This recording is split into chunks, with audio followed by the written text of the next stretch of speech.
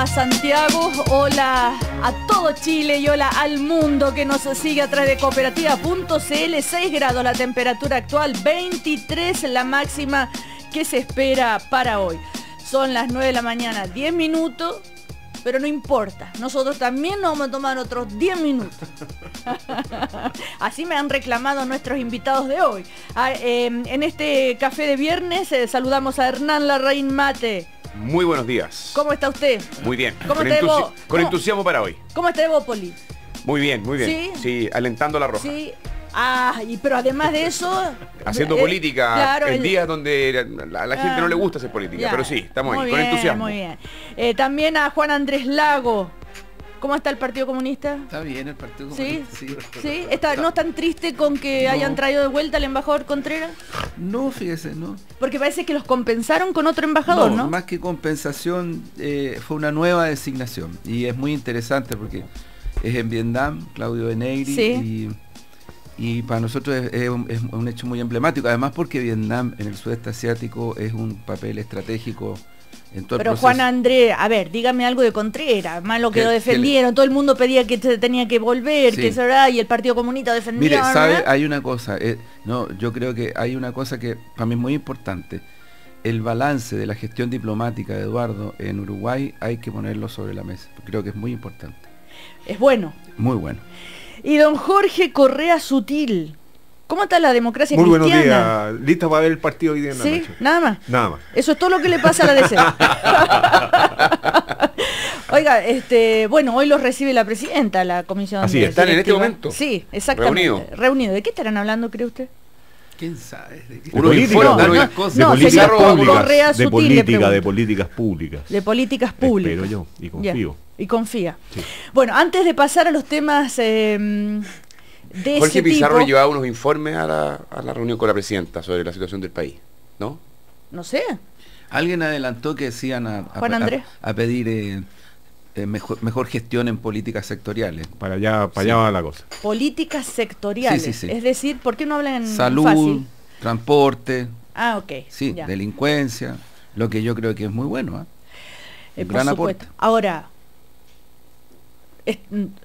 iba a decir, su trabajo nomás están haciendo los partidos políticos, como el sargento que detuvo a Vidal, sargento Osvaldo Pessoa. Exactamente, Jorge Correa Sutil. Mi sargento Pessoa yo lo condecoraría. ¿Por qué? Porque cumplió con su deber en circunstancias difíciles. Ya. Y me parece que eso es importante para el país. Sí, destacarlo. Yo creo que merece o sea, no sé si un ascenso, pero al menos una distinción.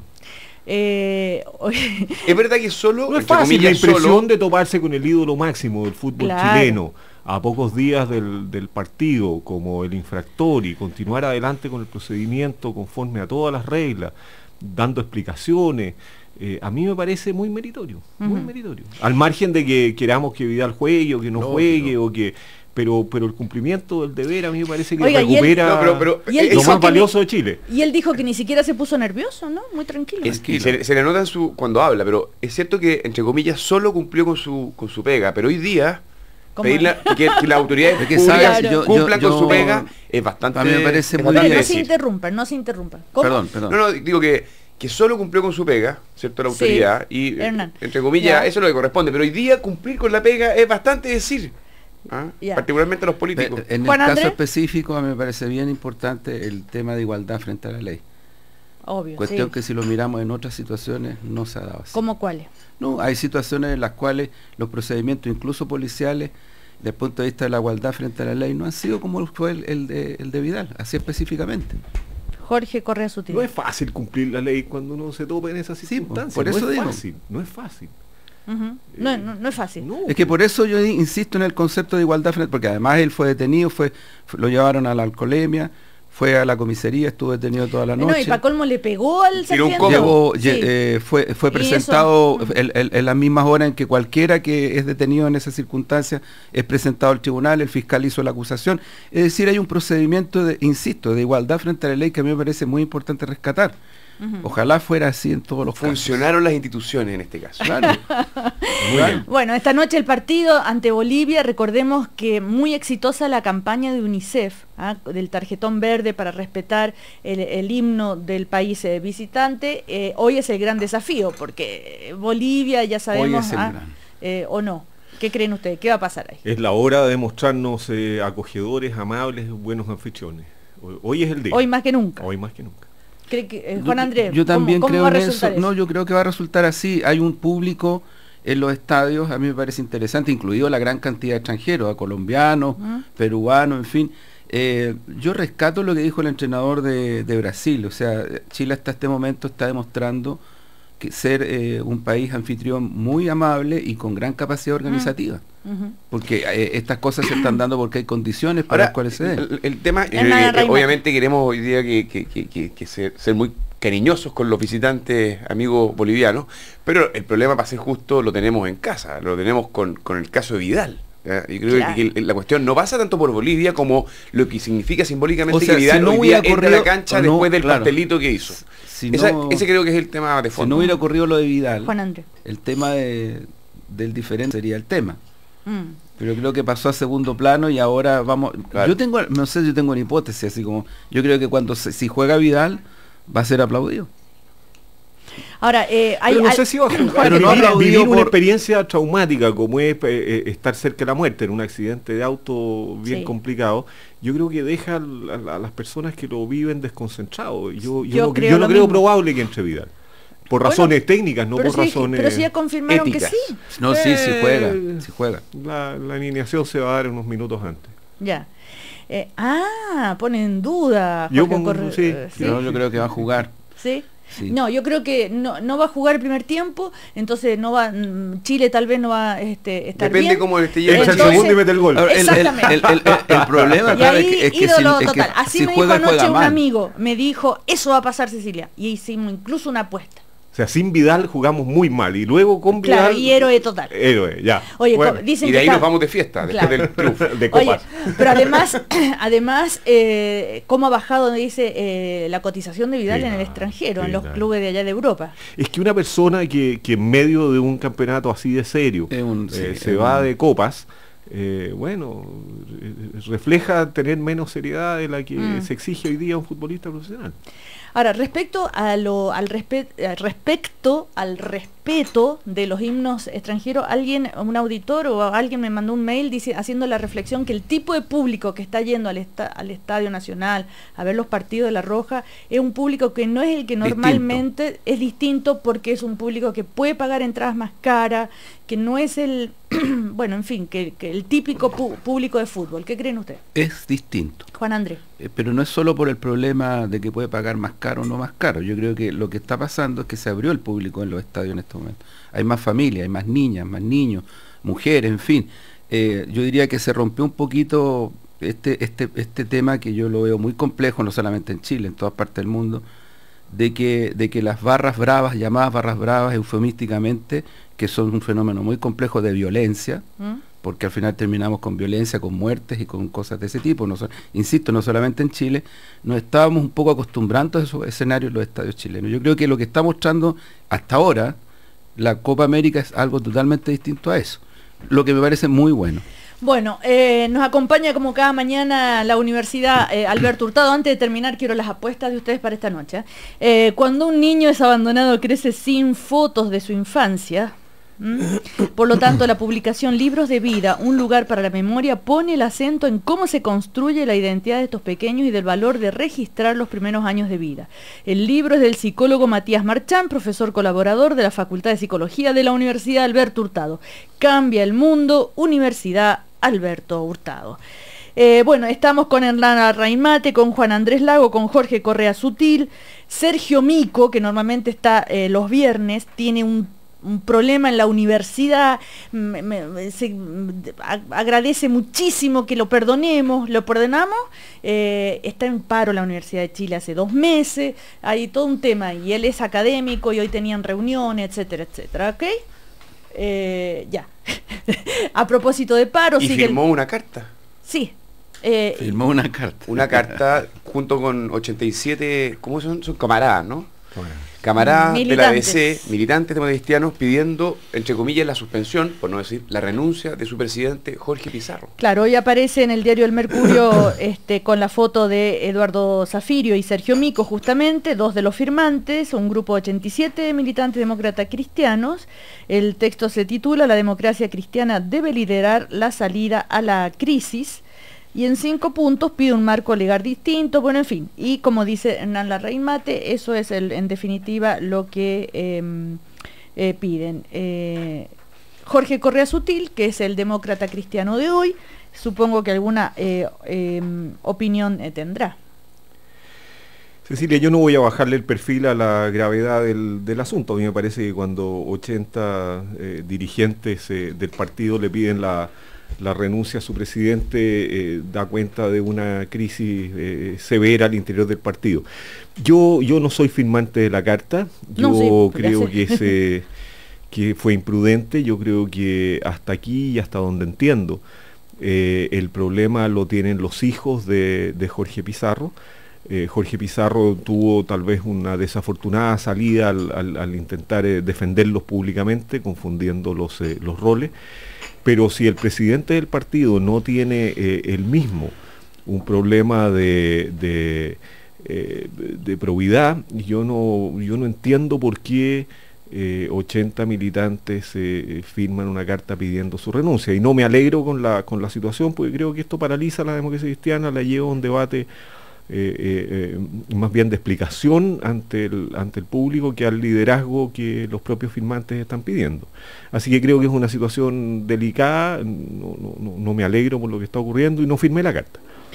La carta dice, por todos los hechos recientemente conocidos dificultan el rol, lo que tú estás diciendo, Jorge, y añade que por ello, si bien compartimos su invocación de la presunción de inocencia, estimamos pertinente que el mismo senador Pizarro solicite la suspensión de su cargo, suspensión de presidente nacional del partido, en tanto no se concluyan las investigaciones judiciales que lo vinculan a los hechos denunciados. Pero es que no lo vinculan a los hechos denunciados. El vínculo a los hechos denunciados es de sus hijos.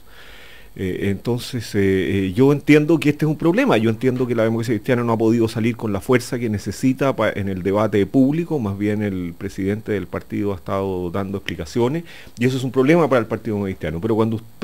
Y eso debiera llevar a una discusión interna, pero cuando usted saca públicamente una carta de esa naturaleza, creo que crea más problemas de los que soluciona.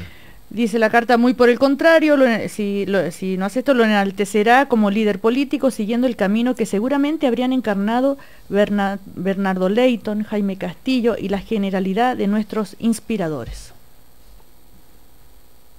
No, yo creo que la pregunta de fondo es el daño que le está produciendo al Partido Cristiano, la capacidad de liderazgo en el debate actual, la necesidad de dar señales respecto a la crisis de confianza, a propósito de todo lo que hemos vivido en los últimos meses. ¿Es bueno para la DC que Jorge Pizarro sea su presidente? Mi impresión es que no, pero creo que es una decisión obviamente de la propia democracia cristiana. A mí me parece que esa es una pregunta legítima, Hernán. Sí, el problema es cuando tú decides que esa discusión la vas a tener con peticiones públicas de renuncia. Creo que eso adquiere otro tono. Juan Andrés Lago. Yo quería agregar un hecho. Mira, a mí me da uno puede estar de acuerdo, semi de acuerdo, no, en fin, con la línea de un partido, pero yo tengo la impresión de que la democracia cristiana en los últimos años, respecto de militantes involucrados, cuando efectivamente, del punto de vista de los procesos, en fin, hay indicadores que muestran eso, ha tomado decisiones bastante tajantes. Y me da la impresión que este no es el caso. Entonces no veo la relación entre una situación y otra, francamente, no la veo, porque si uno mira el comportamiento, insisto, años para atrás de la democracia cristiana, hay varios casos de militantes que han sido incluso suspendidos, expulsados, en fin, de la fila del partido, pero es porque se han encontrado antecedentes que son antecedentes reales desde el punto de vista de un proceso de involucración. Este parece ser no el caso. Entonces hay demasiada presión por modificar escenarios de correlaciones políticas a partir de situaciones como la corrupción. Bueno, yo solamente aclarar, porque por supuesto Si estuviera Sergio Mico, acá diría el contrario. De hecho, yo lo llamé, él me dice, mira, Cecilia, yo lo he dicho en muchas oportunidades en el propio café, sí, ¿cierto, Hernán? Varias veces Hernán Larraín Mate es testigo. Es así. Así que no nos sorprende que él haya firmado la carta, y él en varias oportunidades, incluso un día nos dejó para adentro cuando dijo, yo estoy incluso, no descarto irme de la democracia cristiana, si es que yo no veo, no a propósito de esto, sino que él veía a algo veces cuestionaba incluso su militancia, sí, por el criterio que estaba teniendo la propia DC. A mí me parece bueno levantar los estándares éticos, hacer exigencias más severas a quienes participamos en política. Yo estoy de acuerdo con eso, pero no creo que ningún estándar ético imaginable lleve a que las personas no ocupen una posición al interior de los partidos políticos porque los hijos tengan un problema determinado. Entonces, sí, los antecedentes con que contamos todos es que los hijos de Jorge Pizarro tienen que dar una explicación. Eso en ningún estándar ético, ni por elevado que sea, lleva a descalificar la posibilidad de que el padre ocupe un cargo de responsabilidad política. Claro. Ese es el tema. Ese es el tema. Entonces, yo creo que estamos nerviosos, estamos disparando más de la cuenta. Y esta es una discusión que a mí me parece legítima internamente, pero sostener públicamente que alguien no puede ocupar un cargo porque los hijos tienen un problema, a mí me parece que es transformar la imagen al voleo en medio de la polvareda en una realidad razonable. Bueno, otro tema de actualidad tiene que ver con lo que pasó ayer con la presidenta de la República, cuando la abordaron los periodistas que normalmente cubren La Moneda, y le insistieron en varias oportunidades sobre el tema de cuándo el nombramiento del ministro secretario general de la presidencia. ¿Cómo respondió la presidenta? Escuchemos. Yo voy a nombrar un ministro o ministra cuando crea que es lo conveniente, cuando tenga una persona que creo que cumple con todas las características, porque ¿saben qué más? Si yo nombro rápido, hablan de improvisación. Si me demoro, dicen que me demoro. Terminemos con la lecera. Ya. Juan Andrés Lago. A ver, yo creo que lo primero es que el cargo que se debe dar en tu titularidad está siendo sustituido por una persona que está haciendo una gestión bien importante, y lo digo porque me ha tocado en estos días incluso participar en actividades con ella a propósito de los procesos legislativos. Patricia Silva. Yo creo que está haciendo una subrogancia muy eficaz y muy eficiente, por lo tanto, si alguien quiere ahí encontrar una suerte de vacío, no lo hay. Lo segundo es que efectivamente me da la impresión de que se está tratando, insisto, de crear la figura de la ingobernabilidad, la figura de la poca eficacia. Hoy día gente de derecha habla ya vuelven con la idea de los legislativos demasiado delirante producto del tema de reforma laboral, en fin. Entonces creo que cuando se trata de contenidos de debate político, mejor centramos el debate en la idea, no en lo procedimental, porque si se trata de mostrar ingobernabilidad, yo diría, cuando aquí en Chile marchaban 200.000, 300.000 personas, incluso más de eso, el presidente Piñera y su ministro del Interior, Ginspeter, a lo único que se dedicaban era a pegarle portazos a las demandas ciudadanas. Y por lo tanto la derecha, porque estoy hablando de la derecha, cuando habla de no eficacia gubernamental, yo insisto, miremos los contenidos. Fíjate que en esta semana se produjeron varias cosas desde el punto de vista legislativo, desde el punto de vista de gobierno, que muestran que el gobierno está con una eficacia desde el punto de vista de llevar adelante su programa. Ahora, si no les gusta... ¿A qué se refiere? ¿A la reforma laboral? Me refiero a los procedimientos que tienen que ver con la transparencia y los partidos políticos, que el proceso legislativo está en curso. El envío de proyectos de ley. Los proyectos de ley. Se están haciendo, la presidenta estuvo en algunas comunas ayer, si no me equivoco, sobre el tema del transporte, metro. En fin, es decir, se está trabajando. Este no es un gobierno paralizado. Ahora, si se le quiere mostrar paralizado porque no hay la titularidad en un ministerio, bueno, yo diría que es un poquito caprichosa la figura.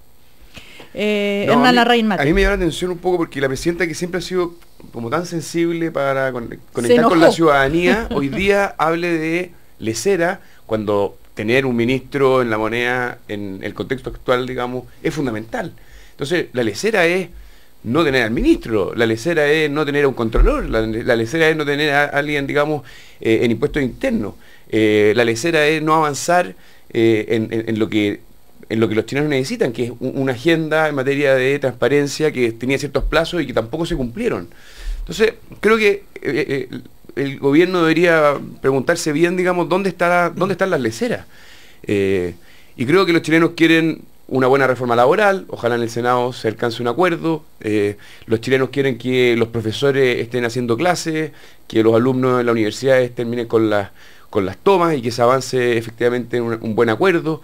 Yo creo que las leceras están más bien en la autoridad, están en ciertos actores sociales que en el fondo con cierta adolescencia no permiten generar los acuerdos y los avances que están todos los chilenos esperando. Jorge Correa Sutil. Bueno, yo espero que el lunes tengamos el juramento del nuevo ministro secretario general que está vacante. Porque no es bueno que nos demoremos más, y a mí me parece que 15 días es un plazo razonable, pero extendido. Y espero que lo tengamos y que termine la crítica, porque siendo injusta la crítica, y yo comparto con Juan Andrés Lagos de que no hay desgobierno ni mucho menos, me parece que esta va a persistir y se va a hacer cada vez más altisonante y puede generar en algunas personas la sensación de que no se toman las decisiones que se deben tomar a tiempo. Entonces me parece que es una decisión urgente a la cual el gobierno, estoy seguro, le está dedicando todo el tiempo necesario, y espero y confío que ya el día lunes tengamos resuelto ese problema. Esta mañana el ministro del Interior, Jorge Burgos, en una entrevista en otra radio, contestó sobre el tema también, un poco en la línea de lo que decía Juan Andrés, que esto de terminemos con la lesera, la presidenta, interpretar que ella considerara que el hecho es una lesera o que el cargo es una lesera, era decir, bueno, ¿saben qué? Terminó con la lesera porque está funcionando y la ministra, la subrogante, digamos, funciona y el ministerio funciona, en fin, ya eso es la interpretación que dio el ministro del Interior.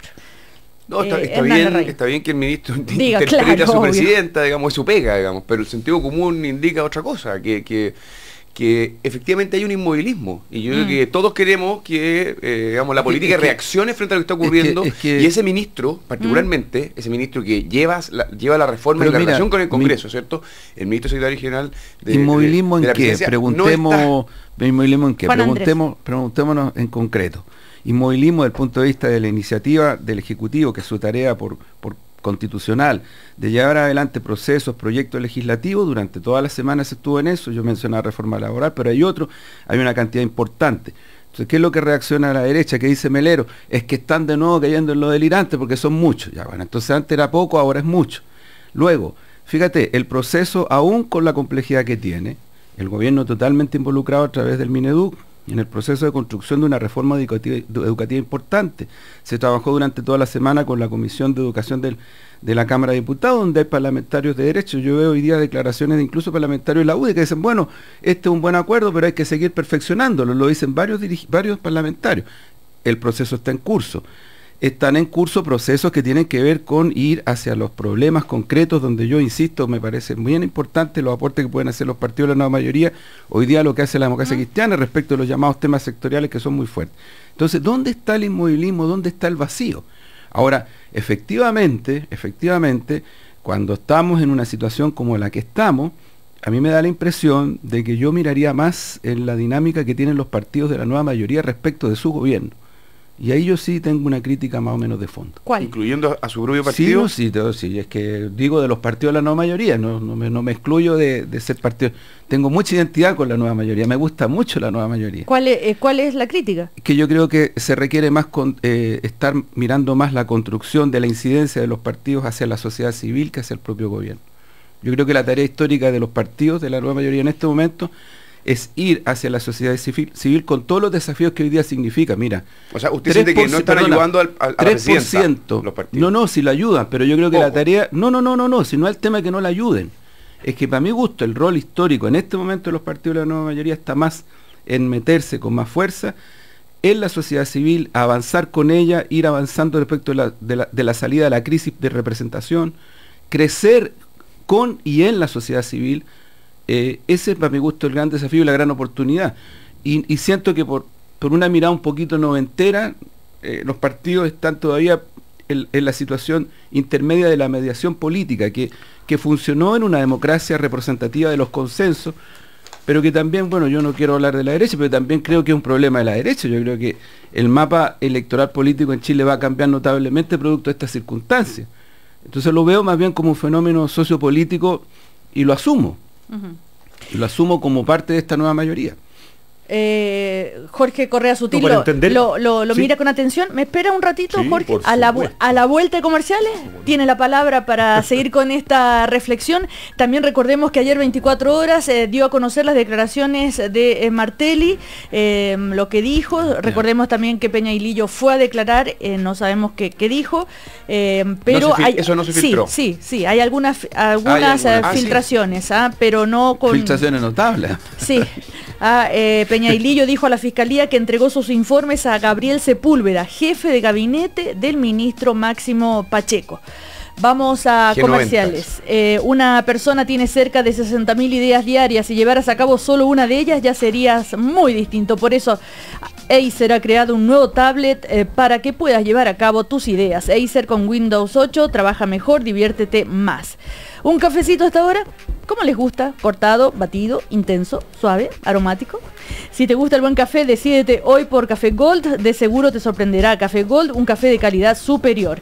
Y volvió Goleadores Santander Lampas. Elige tu número camiseta en santander.cl y empieza a acumular kilómetros extra usando tus tarjetas de crédito Santander Lampas. Vuela más, antes y mejor. Y también está el nuevo edificio de la Clínica Tabancura, moderno, con más habitaciones, pabellones y más del cariño que las familias merecen. Clínica Tabancura crece para abrazarte mejor. Comerciales. Seguimos ejercitando la buena costumbre de opinar. El primer café continúa. Una nueva mañana en Cooperativa.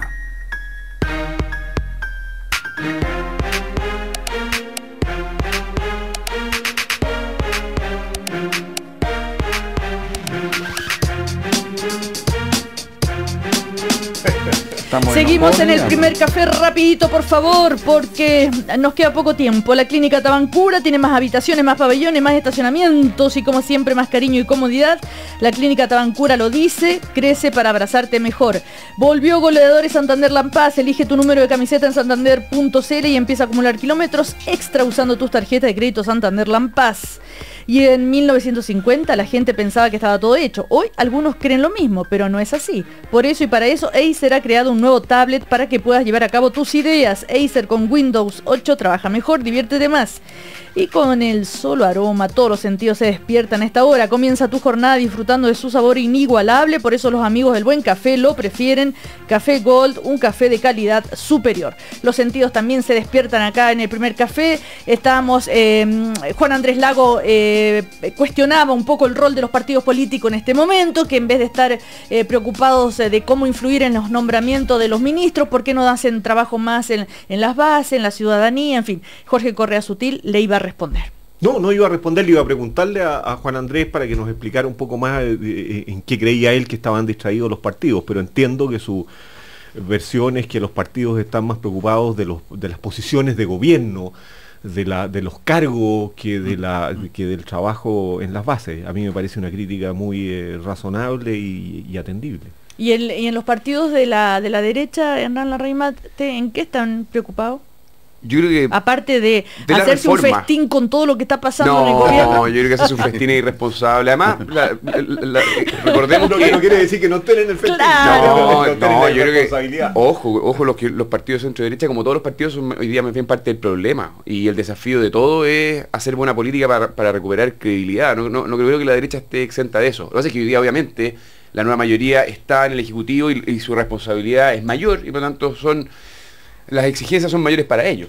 Pero yo creo que hay como dos grandes temas, por así decirlo, para centro derecha. Uno es reconstruir su proyecto político después de la derrota que vivió, y dos es contribuir a que salgan buenas reformas en el Congreso. Y hoy día estamos discutiendo, ¿cierto?, carrera docente, donde hay un paro y todo lo que conocemos, y luego reforma laboral, donde hay señales de que se puede alcanzar un acuerdo en el Senado, porque hoy día la reforma como está es muy buena para los sindicatos, pero no para los trabajadores. ¿Sabe lo que dijo la ministra Jimena Rincón respecto a lo que acaba de decir Hernán Larraín-Mate y la gente de la Alianza también y de la derecha en el Congreso? Dice, cuando escucho a los parlamentarios de derecha parece que estoy escuchando a los empresarios.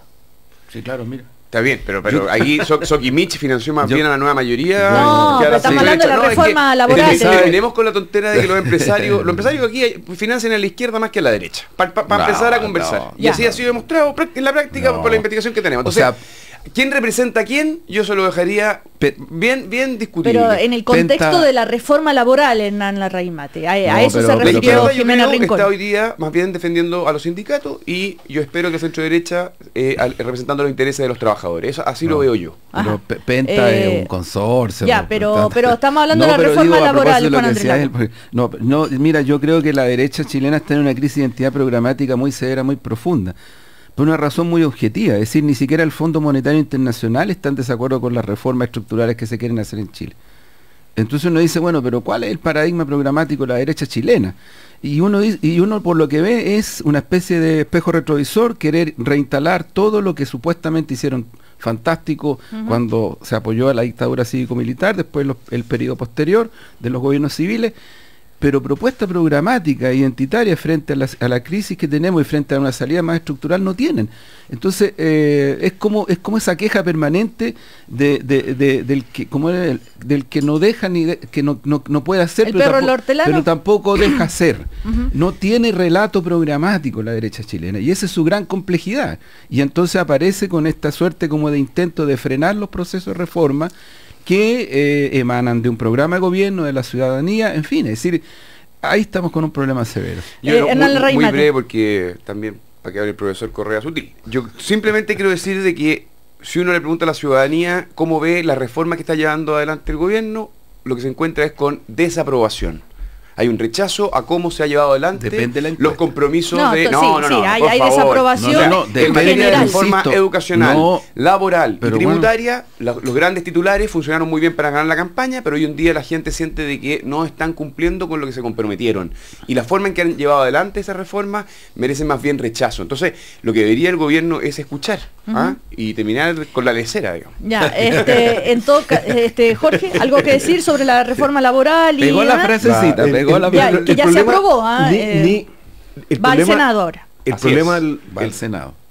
El problema del gobierno y los problemas de la nueva mayoría no son la oposición. Estábamos acostumbrados a una política en la cual el problema para llevar a cabo un programa era la oposición. Hoy día no es esa el problema. La derecha está con problemas más serios que la nueva mayoría y que el gobierno. Pero a mí me hace mucha fuerza lo que dice Juan Andrés. O sea, yo creo que el problema hoy día para esta coalición política es que la calle está muy dura, dicen los que hacen campaña. O sea, está muy difícil entrar a hacer un trabajo político en el mundo social, en las bases, porque el rechazo a la política es muy alto. Y eso contamina también una predisposición de rechazo a las políticas y por lo tanto distinguir entre lo que significa el rechazo a los políticos y el rechazo a las políticas creo que es una cuestión compleja. Eso es uno. Y dos, a mí me parece que ha llegado entonces el momento y la hora de pensar políticamente, de cómo vas a reencantar, es una palabra vieja y manida, ¿no? Pero cómo vas a cautivar, cómo vas a lograr convencer, porque yo sigo pensando que la política es acumulación de opinión pública favorable. Que eso es lo que tú necesitas hacer en política. Y hoy día creo que nadie pasa la barrera del 4 en este país. Sí, o sea, estamos todos en un problema muy serio. Entonces la pregunta no es cómo le pegamos a la derecha, sino cómo logramos pasar la barrera del 4 cuando vendemos una idea. Bueno, otro tema que no podemos dejar de lado es lo que se conoció anoche, aunque ya se conocía hace unos días atrás creo que fue de Clínico, no me acuerdo qué medio, que ya había dado a conocer los trascendidos o filtraciones de lo que había declarado Martelli. Anoche lo hace 24 horas y se refiere, ¿no es cierto?, la declaración de Martelli, donde involucra al exministro Peñailillo y al presidente de Enersis. Jorge Rosenbluth me llamó para pedirme que me incorporara a trabajar en el financiamiento de varios profesionales que requerían mayor estabilidad financiera, personal, para dedicar tiempo a preparar información, análisis, documentos, etc., para una nueva opción de gobierno de la Concertación. Estas decisiones, tanto de ayuda a estos profesionales como de constitución de una sociedad para este fin, se adoptaron por un conjunto de personas: Rosenbluth, Rodrigo Peñailillo, Quincio, quien dio su aporte legal como abogado, y yo. Bueno, así relataba anoche 24 horas, leyendo, ¿no es cierto?, partes, extractos de la declaración de Martelli. Donde también hoy en la prensa también se dice, bueno, que además dijo que la presidenta no sabía, defiende a la presidenta. También Peñailillo parece que en la fiscalía no quiso declarar en torno a la presidenta. Jorge, ¿alguien tiene algo que decir? No, Juan Andrés. A mí me complica dar una opinión respecto de filtraciones. Estos no son No, filtraciones a propósito de lo siguiente, Cecilia, porque es un proceso que está en curso. Entonces, opinar sobre un aspecto en un proceso de esta naturaleza, a mí por lo menos me resulta complejo por el uso y abuso que se está haciendo de estas filtraciones. Ahora, dicho esto, yo tengo entendido que Rodrigo Peñailillo, antes de ser citado a declarar, ya había expresado la opinión de que en el famoso periodo pre-campaña Michelle Bachelet no tuvo ninguna vinculación. Sí, pero respecto al tema de Rosenbluth, ese es el tema que... Y claro, y lo de Rosenbluth, yo a esa parte no la tenía clara como punto de referencia tan concreto como lo dice ahora, Martel. Actual presidente de Enersis. Jorge Correa Sutil. Solo dos comentarios, Cecilia. El primero es lamentable las filtraciones. A mí me parece que el Ministerio Público se desprestigia, las declaraciones se hicieron ante el Ministerio Público y esto se filtró desde el Ministerio Público, y eso lo desprestigia, me parece a mí, hace que la tarea no sea limpia y bien hecha. Dos, sí, estos antecedentes que salen a la luz pública son verdaderos, yo creo que no tienen ninguna sorpresa. A mí me parece que hay empresarios pidiéndole plata a empresarios para que financien a personas que estaban pensando el programa y el proyecto político que le iban a presentar al país. Eso es lo que sabemos, y a mí me parece que se vuelve a reiterar de que el problema esencial estuvo aquí en no haber dado una versión desde el comienzo y haberle mentido a la opinión pública. No es más, no es mucho más. Salvo que haya cooptación, de que es lo que siempre peligra en estas cosas, cuando las platas no son públicas y cuando vienen de la empresa privada, que es el por qué dio la plata al empresario, si puso condiciones, cuáles fueron esas, qué esperaba de vuelta, etcétera. Y por eso tenemos que mejorar la legislación. Bueno, con esta filtración recordemos también como... me hacen notar que se cae la tesis de que es Gajardo el que filtra, porque él no está, el fiscal, en este tema. Pero hay otra teoría, el otro día alguien, no recuerdo quién lo decía, que podría ser también filtrado desde Servicio de Impuestos Internos, porque... No, porque esta declaración se hace ante la Fiscalía y nadie más. Sí, pero de conocer, tal vez si la Fiscalía le ha entregado información para que investigue el Servicio de Impuestos Internos. Pero es que esta sería declaración literal, eso es lo que sostiene la prensa, de que es textual. No, claro, pero TVN anoche justamente decía, 24 horas, que esta información que acabamos de escuchar ya está en manos del Servicio de Impuestos Internos. Entonces... Está bien, como sea, la filtración que por un lado permite conocer a la opinión pública un poquito más la verdad, ¿cierto?, que ha sido maltratada últimamente.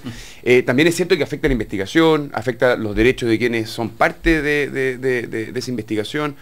Tiene varias caras, pero como sea, la idea de que se hicieron los informes y que estos informes, por ejemplo los del ex ministro Peñailillo, digamos, se cae y empezamos a saber que efectivamente hubo un diseño para organizar la campaña de Michelle Bachelet, y eso es completamente entendible. Creo que la ciudadanía y el sentido común, obviamente, que lo comprenden. Creo que llegó el momento ya de que todos dejemos de de contarnos cuentos y asumir la realidad tal cual es para poder avanzar, porque es la única forma de recuperar confianza. Respecto a este tema está la famosa proyecto, ¿no es cierto?, de probidad, de la agenda, y los proyectos de ley que se han enviado han tenido detalles sobre qué les parece. Mira, perdón, Cecilia, sí, Juan Andrés. a mí lo que me parece muy importante es que uno no sabe muy bien para dónde van estas filtraciones, porque la verdad es que, por lo menos de mi punto de vista, uno aspira a que efectivamente las instituciones hagan el proceso, hagan lo que tienen que hacer, no haya impunidad, haya proceso de construcción de certeza, y si hay investigaciones habrá inocentes y habrá culpables, eso tiene que establecer. Entonces, para mí el punto de la filtración es complejo, porque al final, ¿quién puede saber realmente para dónde van estas filtraciones? Porque, perdónenme, yo no creo que las filtraciones sean hechas así como porque en aras de la verdad. De la transparencia. Yo creo que el que hizo las filtraciones pensó en una direccionalidad. Y ahí es donde a mí me complica la situación, porque, insisto, esto puede terminar en procesos no necesariamente que apunten en la dirección de establecer certeza, y procesos de resolución donde haya inocentes y también culpables. Bueno, ya está ese tema, Jorge. ¿Podemos pasar a otro?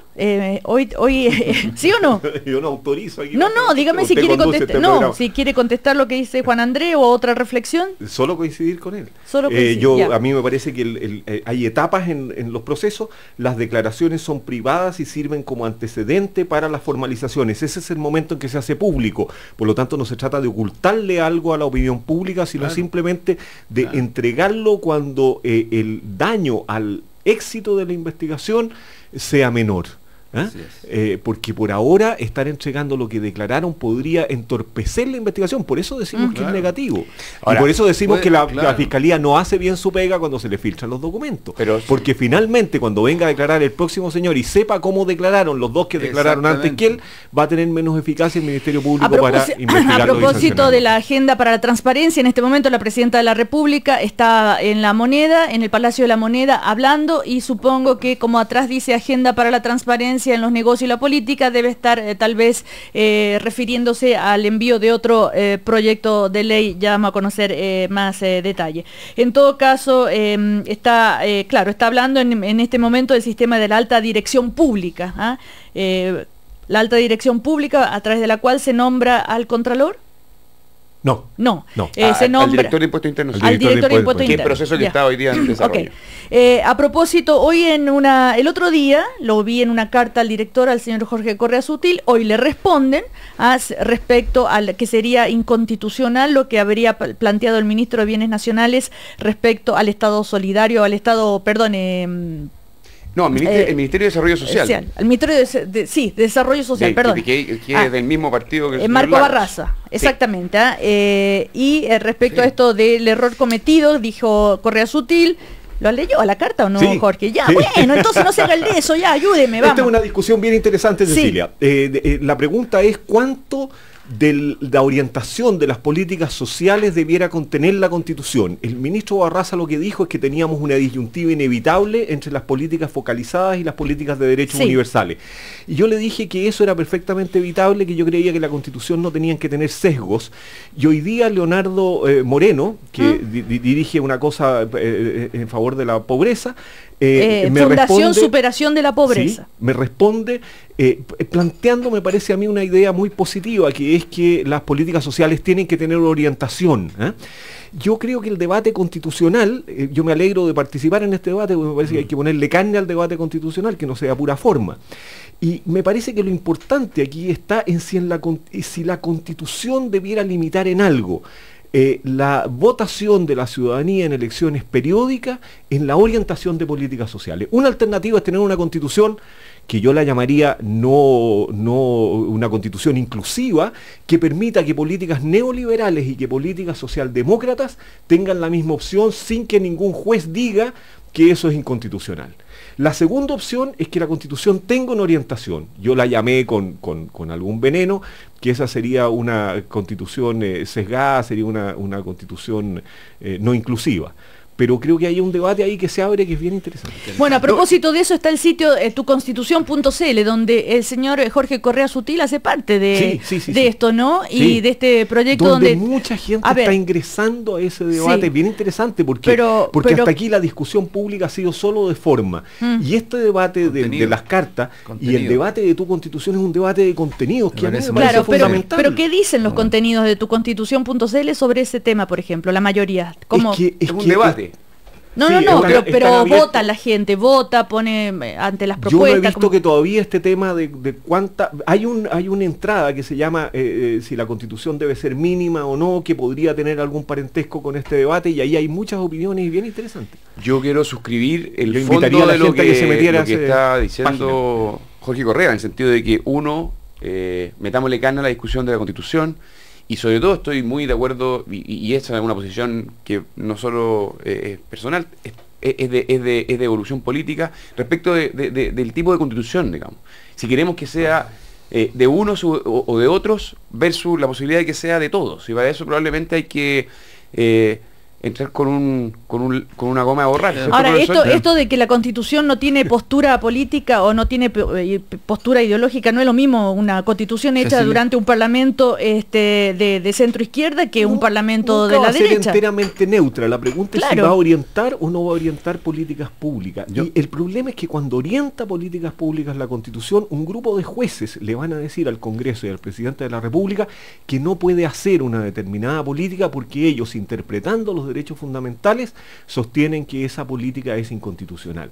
A mí eso no me gusta. Yo creo que hay que tonificar la política en Chile, hay que darle más libertad a la soberanía popular y no restringirla aún más por la última posición que adoptó Naciones Unidas o en Ginebra a mí la verdad es que esa política así de elitista me convence poco.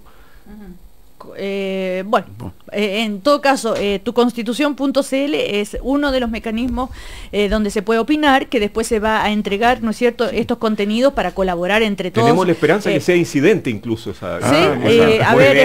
Hernán Larraín Mate, ustedes también desde Bópoli, del Partido Comunista también, a ver qué están haciendo para la nueva Constitución. Sí, nosotros estamos no solo promoviendo, primero desde la centro derecha hemos promovido la idea de la necesidad de una nueva Constitución. Creemos que políticamente es una oportunidad. Y en segundo lugar, nos hemos atrevido a promover la idea de la constitución mínima o constitución democrática, que era la que precisamente está describiendo Jorge, y que de hecho es uno de los debates que está en tuconstitución.cl.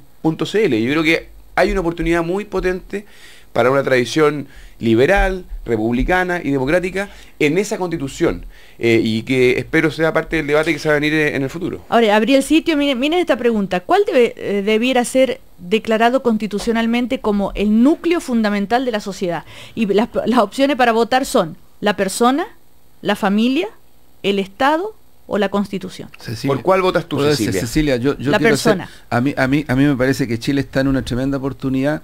¿Y usted qué vota, señor Juan Andrés Lago? Paso a una constitución en donde estén establecidos constitucionalmente los derechos humanos de primera, segunda y tercera generación. Sí, pero de esta pregunta hay muchas preguntas, ¿no? Por lo que ocurre es que si tú miras el núcleo fundamental de la sociedad, ¿cuál es, Juan Andrés Lago? Los textos constitucionales de Chile hasta la actual, las jerarquías, ahí tenemos un problema serio. Jorge, entonces, por ahí hay que entrar. Pero no me contesta usted esta pregunta. Perdón. ¿Cuál debiera ser declarado constitucionalmente el núcleo fundamental de la sociedad? ¿La persona, la familia, el Estado o la Constitución? No, es que oponer esas cosas en términos de jerarquía... Así, no es de jerarquía. Sí, pues. No, pero una definición ideológica, que es súper legítima. No, pero es que es la persona. Pero, ¿y tú, Jorge? El partido dice Juan. No. ¿Y tú, Jorge? Es lo que pasa. La persona. Pero es que sabes, Cecilia, perdona, mira, por algo, por ejemplo, la Constitución norteamericana tiene establecida la primera enmienda respecto al tema de la libertad de expresión. Si hay que mirar la historia, en Chile... ¿Qué me quiere decir? Lo que te quiero decir que en Chile las constituciones, cuando han puesto la familia y la vida privada, ha sido un desastre desde el punto de vista constitucional, porque eso se ha prestado para abusos tremendos. Bueno, entonces su opción no es la familia, perfecto. ¿Es el Estado? No, mi opción es derechos humanos de primera, segunda y tercera generación, donde incluye el derecho a la vida, donde incluyen los derechos políticos y sociales y socioeconómicos, y otros que son tan importantes como el derecho al agua, y otros que en este país pero todo eso está en la discusión, era una pregunta. Era una... por creer de que estas cosas están en un texto. No vamos a tener tiempo para esta discusión, pero yo estaría muy contento de poder participar con estos mismos panelistas o con los que usted determine o me excluye a mí en un debate de esta naturaleza, porque creo que es bueno salir en algún minuto de la contingencia y preguntarnos qué tipo de constitución queremos. Vamos al momento constituyente. Y las preguntas, yo creo que una cosa es el mecanismo y otra cosa son los contenidos. El momento constituyente. ¿Usted va a orientar las políticas públicas con la constitución o lo va a dejar abierto? Entiendo que el momento constituyente es abrir el debate en la sociedad chilena. No es solo definir si va a ser asamblea constituyente o otra cosa, sino que abrir el debate. Sí, yo creo que eso es lo que hay que hacer. ¿Cuánto debiéramos regular la propiedad? Sí, exacto. Esos son temas. ¿De quién debe ser propiedad del agua? Claro. Del Estado. Bien, pues yo también creo que sí. Pero ¿cómo? ¿Tenemos una jefa aquí que opina? Claro. ¿Sí? Ah, bien. No, se me está preguntando. No, si la pregunta no era porque la crisis del agua en Chile no te da otra opción. Yo pensé que era para mí, como me hizo Hernán en la Raimate, porque me dicen, ay, claro, Cecilia, tu pregunta, pero tú no te mojas. ¿Cuál es tu posición? Claro, Hernán la Raimate, ¿de quién debe ser el agua? Hay que debatirlo. Pero yo no creo, a diferencia de otros, que la Constitución deba ser el lugar donde pongamos todos nuestros sueños con ninguna capacidad de que estos se cumplan. Y esa aspiración a las constituciones maximalistas creo que finalmente son... Se terminó el tiempo. Pero puedo decir algo, si no es maximalista, si son los derechos universales hoy día establecidos, es como lo más básico, el piso mínimo. ¿De quién debe ser el agua? ¿El agua? Sí. El agua es pública y así lo define nuestra Constitución. Otra cosa es cuál es la forma en que los privados pueden aprovecharla, porque es bueno que los privados la aprovechen. Sí, el problema es que... Esa es la pregunta. Y esa pregunta es una pregunta del legislador que debe decidir las mayorías políticas periódicamente. El problema es que, el problema es que en el sur las comunidades mapuches no tienen acceso al agua. En el sur, por el famoso problema de la propiedad. En la próxima, ganamos estrechamente 2-1 hoy día, Cecilia. No, pues usted hay que jugarse aquí. ¿Qué ganamos? 2-0. 2-0. Juan Andrés Lago. Con goles de Vidal, además. 2-0. Tenemos un consenso con el Partido Comunista. No lo puedo creer. Y con Jorge goles de Vidal sí juega. No, yo ya dije, 2-1. 2-1. Pero como estamos a viernes, nadie nos va a hacer responsables el lunes. Que les vaya muy bien. Chau. Yo sé que nos pasamos, pero como también nos entregaron, claro, los panelistas me pidieron que